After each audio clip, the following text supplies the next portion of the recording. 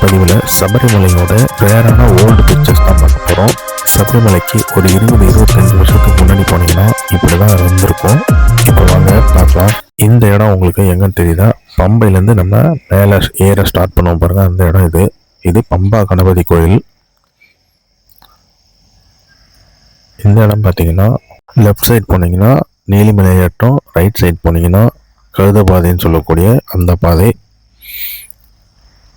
இந்த மாதிரி சீசன் இல்லாத கார்த்திகை மார்கழி இல்லாத டைம்ல ஆள் நடமாட்டம் இல்லாதப்போ இந்த மாதிரி யானைகளை பார்க்கலாம்.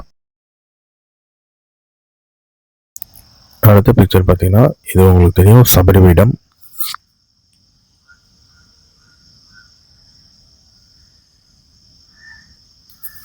அடுத்தது சன்னிதானம் இப்படி தான் இருக்கும். அப்போல்லாம் ஒரு படிக்கும் தேங்காய் உடைப்பாங்க.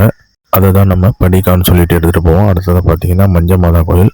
இந்த ஃபோட்டோஸ்லாம் எப்படி கிடைச்சதுன்னு கேட்டிங்கன்னா, நாங்கள் சின்ன பிள்ளையில சபரிமலைக்கு போகும்போது சபரிமலையோட வரலாறு அங்கே புக்கு போட்டு விற்பாங்க எல்லா இடத்துலையும். அதுலேருந்து எடுத்தது தான் இது. சுவாமியை சரணம் வைப்பா. இந்த மாதிரி சபரிமலை வீடியோஸ் நம்ம சேனல் வரும். சப்ஸ்கிரைப் பண்ணி சப்போர்ட் பண்ணுங்கள். Thank you friends.